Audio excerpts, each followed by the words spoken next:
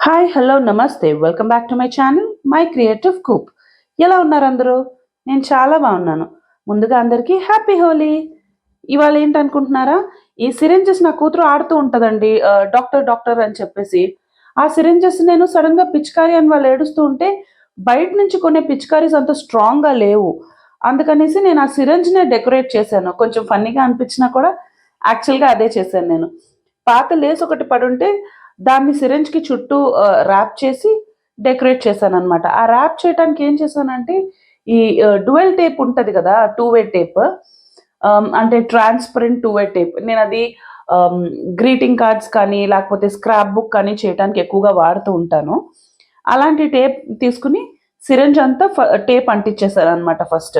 ఎందుకంటే అది hot glue గన్నైనా లేకపోతే ఫెవికాల్ అయినా అది చాలా సాఫ్ట్ మెటీరియల్ కాబట్టి అంటుకోవడం అంత బాగా అంటుకోదనమాట అది.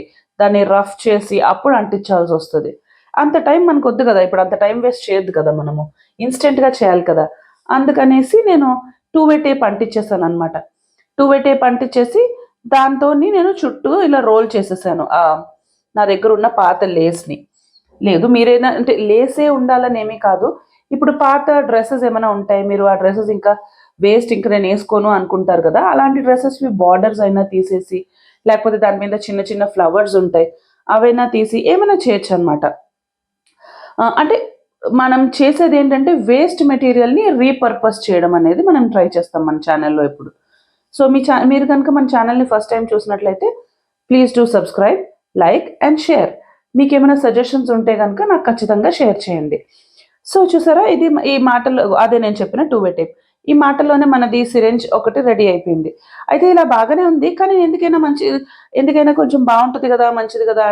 పిల్లలతో ఆడుకునేటప్పుడు వాళ్ళు ఇక్కడెందుకు అంటించలేదమ్మా అని అడుగుతారనేసి నేనేం చేశాను, ఆ వెనకాతల హోల్డర్ దగ్గర కూడా చిన్నగా అంటించేసాననమాట. నా దగ్గర ఉన్న అదే సేమ్ లేస్.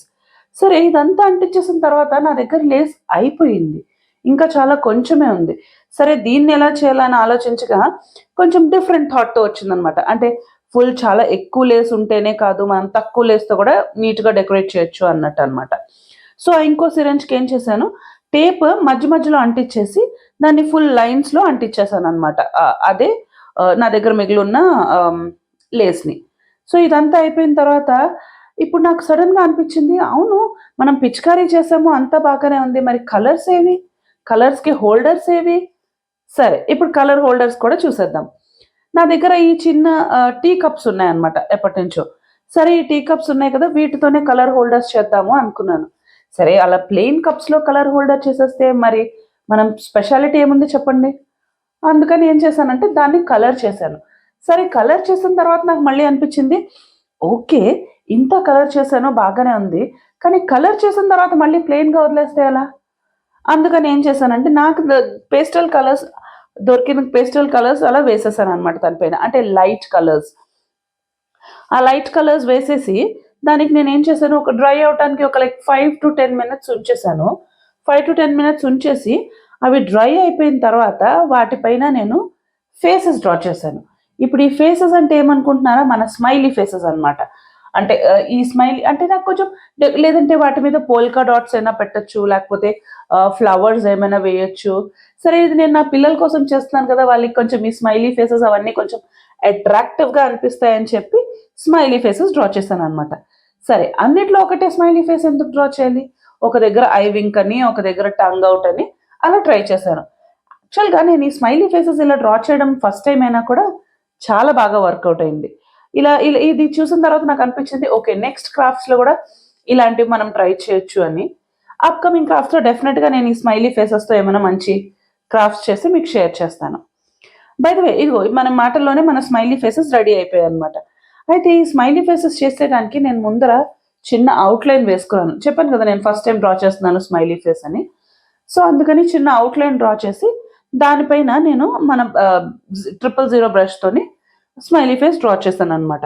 అయితే ఈ కార్నర్స్‌లో డ్రా చేసేటప్పుడు దానికి పట్టుకోవడానికి హోల్డర్ అది సరిగ్గా లేకపోవటం వల్ల నాకు కొంచెం నీట్‌గా వస్తున్నట్టు అనిపించలేదనమాట. నేనేం చేశాను, మళ్ళీ మనం జుగాడు చేస్తాం కదా!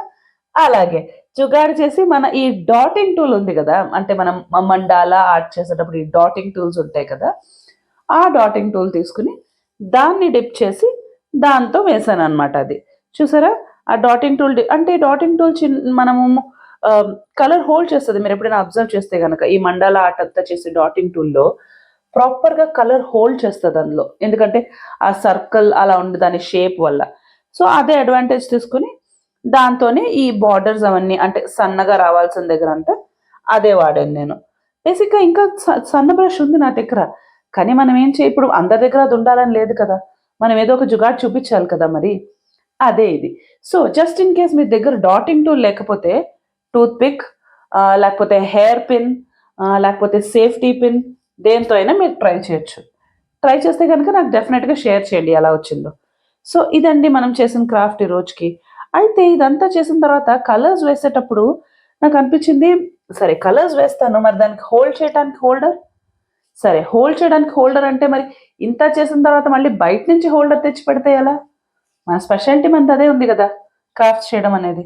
అందుకే ఏం చేస్తానంటే మళ్ళీ దాందే ఆ పైన చూసారా ఆ వైట్ సర్కిల్ ఉంటుంది అంటే హోల్డ్ చేసేది, దాన్నే కట్ చేసి అక్కడ పంచ్ చేశాను అనమాట. చిన్న హోల్స్ పంచ్ చేశాను.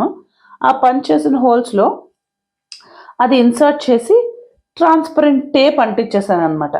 అంటే స్టేప్లర్ కూడా వేయచ్చు, స్టేప్లర్ వేస్తే కూడా బాగానే ఉంటుంది, కానీ నా దగ్గర స్టేప్లర్ లేదు హ్యాండీగా. సో నేనేం చేశాను, సరే నా దగ్గర ఆ టేప్ ఉంటే ఆ టేపే వేసేసాను అనమాట. ముందు ఆ హోల్స్లో పెట్టేటప్పుడు ఒక చిన్న ఫోల్డ్ చేసుకుని, అంటే నాకు ఎంత లెంత్లో కావాలి అని డిసైడ్ చేసుకుని ఆ చిన్న ఫోల్డ్ చేసి ఆ ఫోల్డ్ వచ్చిన దగ్గరకు అనమాట ఆ హోల్లోంచి ఇన్సర్ట్ చేసి దానికి చూసారా అలా టేప్ వేసేసాను. టేప్ వేసేసిన తర్వాత అది పట్టుకుని చూసాను అనమాట, అంటే సరిగ్గా స్టిక్ అయిందా లేదా అనేసి. అంటే మనం కలర్ పెట్టిన తర్వాత హోల్డ్ చేసేటప్పుడు పడిపోద్దని. చూసారా అంతా రెడీ అయిపోయింది. ఇప్పుడు దీనిలో మనం కలర్స్ వేసేసి ఎలా ఉందో చూసేద్దాం. Hope you liked it. See you in the next one. Thank you for watching. Bye bye.